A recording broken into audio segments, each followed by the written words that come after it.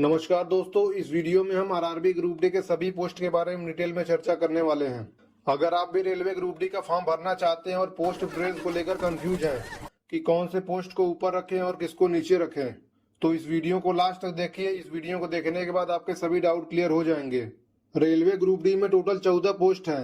सभी पोस्ट के वर्किंग के बारे में और उनकी सैलरी कितनी मिलती है उसके बारे में मैं डिटेल में चर्चा करूंगा, इसलिए आप वीडियो को बिना स्किप किए हुए देखिए। इस वीडियो को देखने के बाद आपको किसी अदर वीडियो को देखने की जरूरत नहीं पड़ेगी। अब चलिए वीडियो को शुरू करते हैं। मैं पोस्ट को दो भागों में डिवाइड किया हुआ हूँ। पहला है सैलरी और दूसरा है प्रमोशन। रेलवे ग्रुप डी का फॉर्म फिल करने वाले कुछ ऐसे लोग भी होते हैं जो सिर्फ बेरोजगार का कलंक मिटाना चाहते हैं।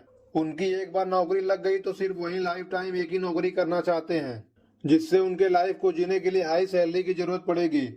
वैसे तो ग्रुप डी की नौकरी में 30 से 35 हजार के बीच में सैलरी मिलती है, लेकिन अगर आप ज्यादा सैलरी चाहते हैं तो सबसे पहले पोस्ट प्रेफरेंस में ट्रैक मशीन को रखिए। असिस्टेंट ट्रैक मशीन की सैलरी 50,000 से ऊपर होती है। ग्रुप डी में सबसे ज्यादा सैलरी असिस्टेंट ट्रैक मशीन को इसलिए मिलती है क्योंकि इनको पर डे का 500 रुपए टीए के रूप में मिलता है। टीए होता है ट्रेवलिंग अलाउंस। ट्रेवलिंग अलाउंस इन सभी पोस्ट में मिलता है, इसलिए ग्रुप डी में सबसे ज्यादा सैलरी इन सभी पोस्ट की होती है। अगर आप भी हाई सैलरी को देखकर पोस्ट प्रेफरेंस रखना चाहते हैं तो यही क्रम में रखिए। आगे वीडियो में इन सभी पोस्ट के वर्किंग के बारे में चर्चा करेंगे, लेकिन उससे पहले चलिए प्रमोशन को देख लेते हैं। कुछ लोग ग्रुप डी की नौकरी के साथ साथ अपने पढ़ाई को कंटिन्यू रखना चाहते हैं और अपने लाइफ में आगे बढ़ना चाहते हैं, तो वे लोग इस पोस्ट प्रेफरेंस को फॉर्म भरते टाइम फिल करेंगे। इसमें सबसे पहले है पॉइंट्समैन बी। अगर आप ग्रुप डी की नौकरी में रहकर एग्जाम देकर ग्रुप सी में आना चाहते हैं तो आपके लिए पॉइंट्समैन सबसे बेस्ट रहेगा। पॉइंट्समैन से आप स्टेशन मास्टर, गार्ड और टीटी आसानी से एग्जाम देकर बन सकते हैं। इसी प्रकार से अगर आप असिस्टेंट लोको पायलट बनना चाहते हैं तो असिस्टेंट लोको सेट, इलेक्ट्रिक और डीजल को पहले प्रेफरेंस पर रख सकते हैं। रेलवे ग्रुप डी की तैयारी करने के लिए मैंने 3 किताब को सिलेक्ट किया हुआ है, जो कि किरण पब्लिकेशन का है। ग्रुप डी की तैयारी करने के लिए आप किसी भी पब्लिकेशन की किताब ले सकते हैं, लेकिन आप प्रीवियस ईयर के सॉल्व पेपर को जरूर हल करिए। इस प्रीवियस ईयर के पेपर से लगभग 60 से 70% क्वेश्चन मैच हो जाते हैं एग्जाम में। इसी प्रकार से आप रीजनिंग और जीके जीएस के भी सॉल्व पेपर को हल करिए। यह तीनों बुक आप ऑनलाइन फ्लिपकार्ट और अमेजन से भी मंगा सकते हैं। इन तीनों बुक का लिंक डिस्क्रिप्शन में मिल जाएगा, आप वहां से भी चेक कर सकते हैं इसको। अब चलिए सभी पोस्ट के वर्किंग के बारे में देखते हैं। ग्रुप डी में टोटल 14 पोस्ट हैं। मैं पोस्ट प्रेफरेंस को सबसे पीछे से स्टार्ट करता हूं। हमें 14वें नंबर पे किसको रखना है, आइए उसको देखते हैं। सबसे लास्ट में 14 नंबर पर हम रखते हैं ट्रैक मेंटेनर 4। ट्रैक मेंटेनर को ट्रैकमैन भी कहते हैं। ग्रुप डी में सबसे ज्यादा वैकेंसी इसी पोस्ट की आती है। अगर आप साइबर पर जाते हैं अपने फॉर्म को फिल करवाने, तो साइबर वाला सबसे ज्यादा पोस्ट देखता है, इसी को सबसे पहले नंबर पर रख देता है। लेकिन हमें इसको सबसे लास्ट में रखना है, क्योंकि ट्रैकमैन की ड्यूटी में फिजिकल वर्क सबसे ज्यादा होता है। आप यहाँ पे देख सकते हैं ऑरेंज शर्ट और ग्रे पैंट में ट्रैकमैन लोग काम कर रहे हैं। इनको गर्मी हो, बरसात हो, सर्दी हो, ऐसे ही दिन भर काम करना पड़ता है। चूंकि ये लोग ट्रैक पर काम करते हैं, इसलिए रेलवे में सबसे ज्यादा जाने इन्हीं लोगों की जाती है।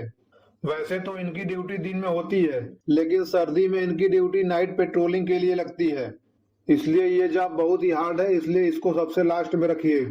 अब चलिए 13 नंबर के जॉब को देखते हैं। 13 नंबर पे हमें रखना है असिस्टेंट ट्रैक मशीन। आप इस टाइप के पीले कलर के मशीन को ट्रैक पर देखा होगा। असिस्टेंट ट्रैक मशीन इसी मशीन पर काम करते हैं। असिस्टेंट ट्रैक मशीन स्टाफ 21 दिन कंटिन्यू अपने घर से दूर रहते हैं। असिस्टेंट ट्रैक मशीन स्टाफ को 21 दिन महीने में ड्यूटी करना पड़ता है और 9 दिन को उनको छुट्टी मिलती है। ट्रैक मशीन स्टाफ के लिए एक कोच अलॉटेड होता है। वे लोग ड्यूटी करने के बाद इसी कोच में 21 दिन तक रहते हैं। इसी कोच में बनाना, खाना, सोना सब होता है।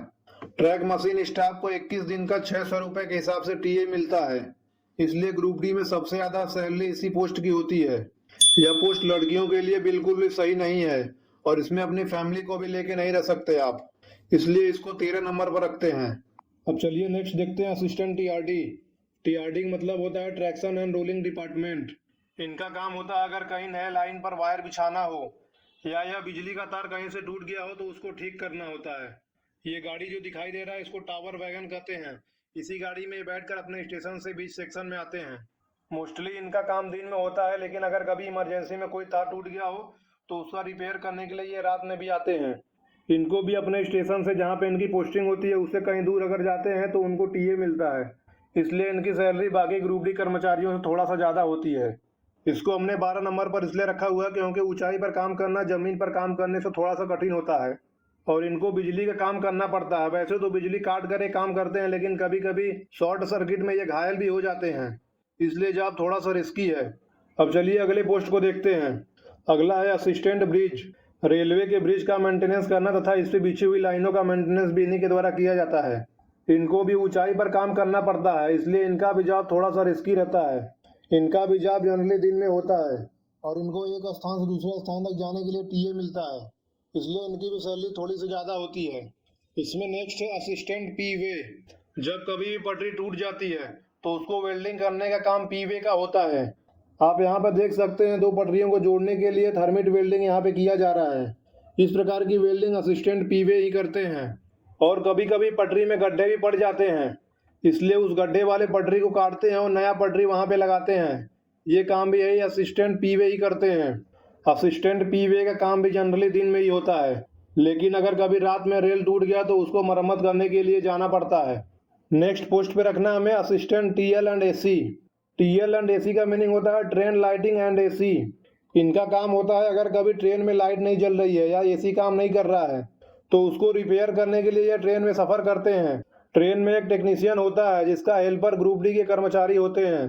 इनको ट्रेन में यात्रा करना पड़ता है, इसलिए इनका टीए बहुत ज़्यादा बनता है, इसलिए इनकी सैलरी लगभग 50,000 के आसपास हो जाती है। असिस्टेंट टीएल एंड एसी का 2 पोस्ट है। इसमें एक है असिस्टेंट टीएल एंड एसी और दूसरा है assistant TL and AC workshop. जो काम टीएल एंड एसी ट्रेन में रगड़ करते हैं वही काम टीएल एंड एसी वाले वर्कशॉप में रगड़ करते हैं। जब कभी भी कोई कोच मेंटेनेंस के लिए आता है तो उसका लाइटिंग और एसी का काम यही करते हैं। अगर आप किसी एक स्टेशन पर आकर यह काम करना चाहते हैं तो आप वर्कशॉप वाले को पहले फिल करिए, लेकिन अगर आपको एक शहर से दूसरे शहर में घूमना है तो असिस्टेंट टीएल एंड एसी को फिल करिए। Assistant TL and AC workshop की सैलरी थोड़ी सी कम रहेगी क्योंकि वह एक ही स्थान पर ड्यूटी करेंगे, इसलिए इनको टीए नहीं मिलेगा, लेकिन वर्कशॉप वाले की ड्यूटी जनरली दिन में ही रहती है। अगला पोस्ट है असिस्टेंट एसएनटी। एसएनटी का मीनिंग होता है signal and telecommunication. Assistant SNT का 2 काम होता है। पहला, अगर रेलवे में कोई नई लाइन बिछ रही है तो उस पर सिग्नलों को लगाना और पुराने जो लगे हुए सिग्नल है उनका मेंटेनेंस करना। जब कभी भी इमरजेंसी में कोई सिग्नल खराब हो जाते हैं तो उसको ठीक करने के लिए चाहे दिन हो या रात इनको जाना पड़ता है। और इनका दूसरा काम होता है 2 स्टेशनों के बीच में कई फोन लगे होते हैं, अगर वह फोन सही से काम नहीं कर रहे हैं तो उसका भी रिपेयर यही लोग करते हैं। इसमें नेक्स्ट देखते हैं असिस्टेंट ऑपरेशन इलेक्ट्रिकल। इनका काम होता है अगर कोई नया स्टेशन बिल्डिंग बन रहा है तो उसमें वायरिंग का काम यही देखते हैं। और ये रेलवे हॉस्पिटल, रेलवे कॉलोनी में भी बिजली संबंधित कोई भी काम हो या असिस्टेंट ऑपरेशन इलेक्ट्रिकल वाले ही करते हैं। इनकी भी ड्यूटी जनरली दिन में ही होती है और इनको किसी बड़े स्टेशन पर पोस्टिंग मिलती है। इसमें अगला पोस्ट है असिस्टेंट वर्कशॉप। रेलवे में बहुत सारे वर्कशॉप है, उनमें से कुछ वर्कशॉप के आपने नाम सुना होगा, जैसे है BLW Banaras locomotive works, CLW Chittaranjan locomotive works, ICF integral coach factory जो वंदे भारत की रेक को बनाती है। रेलवे के इन वर्कशॉप में कहीं इंजन बनते हैं और कहीं कोच बनते हैं।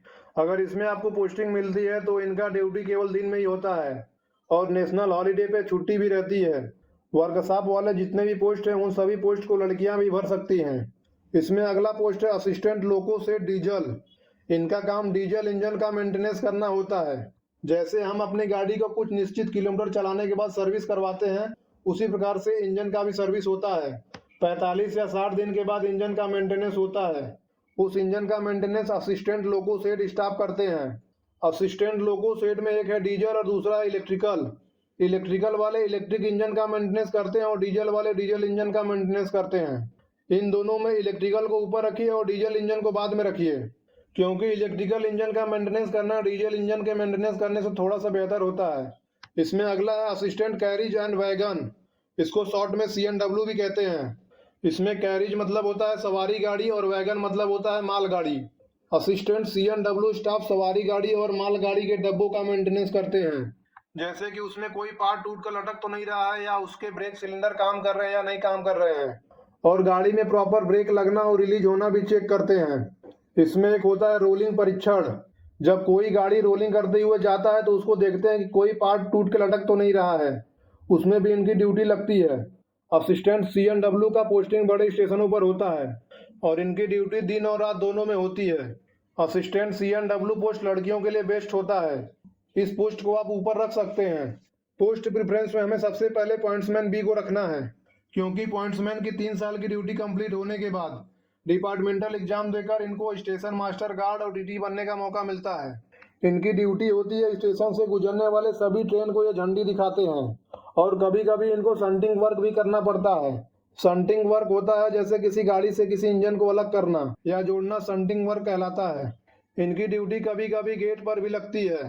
अगर इनकी ड्यूटी मेन लाइन पर है तो 8 घंटे की ड्यूटी होती है। अगर किसी ब्रांच लाइन पर इनकी ड्यूटी है तो 12 घंटे की ड्यूटी होती है। आपने कभी स्टेशन पर देखा होगा कि गार्ड और लोको पायलट की पेटी स्टेशन पर होती है। उसको इंजन में चढ़ाना और उतारना भी काम पॉइंट्समैन का होता है। और अगर कोई सिग्नल खराब हो गया है तो उस सिग्नल को पार करने के लिए स्टेशन मास्टर एक पेपर देता है। उस पेपर को पहुंचाने का काम पॉइंट्समैन का ही होता है। वह लोको पायलट और गार्ड को इंजन तक जाकर पेपर को देता है। पॉइंट्समैन की ड्यूटी 3 शिफ्ट में होती है। सुबह 8 बजे से शुरू होता है और शाम के 4 बजे तक चलता है। और इसमें दूसरा होता है शाम के 4 बजे से रात के 12 बजे तक। और तीसरा शिफ्ट होता है रात के 12 बजे से सुबह 8 बजे तक। इसलिए यह ड्यूटी डे और नाइट दोनों की होती है। लेकिन इस नौकरी में काम कम होते हैं, इसलिए आप ड्यूटी के दौरान भी पढ़ाई कर सकते हैं। इस प्रकार हमने ग्रुप डी के सभी 14 पोस्ट की वर्किंग के बारे में डिस्कस कर लिया है। अगर आप ग्रुप डी का फॉर्म मोबाइल से भरना चाहते हैं तो उसका हमने पहले से वीडियो बनाया हुआ है। उस वीडियो को आप देखकर घर बैठे मोबाइल से अपने फॉर्म को फिल कर सकते हैं। अब चलिए पोस्ट प्रेफरेंस के क्रम को एक जगह देखते हैं। मैंने सभी पोस्ट को प्रेफरेंस वाइज एक ही जगह अरेंज करके रखा हुआ है। आप चाहे तो इसका स्क्रीनशॉट ले सकते हैं और अपने पोस्ट प्रेफरेंस को फिल कर सकते हैं। इसमें देखिए हमने सबसे पहले रखा हुआ असिस्टेंट लोको सेड और दूसरे नंबर पर रखा हुआ पॉइंट्समैन। अगर आप डिपार्टमेंटल एग्जाम देके असिस्टेंट लोको पायलट बनना चाहते हैं तो असिस्टेंट लोको सेड को ऊपर रखिए। अगर आप स्टेशन मास्टर गार्ड या टीटी बनना चाहते हैं तो पॉइंट्समैन को सबसे पहले नंबर पर रखिए। इस प्रकार आप 1 नंबर और 2 नंबर को आपस में एक्सचेंज कर सकते हैं। और एक पोस्ट है assistant SNT, assistant signal and telecom, जो 10 नंबर पे हो गया है। इसको आप चौथे या 5वें नंबर पर रख सकते हैं। इस प्रकार हमारा वीडियो यहीं पर समाप्त होता है। अगर वीडियो में दी गई जानकारी अच्छी लगी तो जो भी दोस्त आपके ग्रुप डी का फॉर्म फिल करने वाले हैं उनको इस वीडियो को शेयर करिए और चैनल को सब्सक्राइब करें। जय हिंद, जय भारत।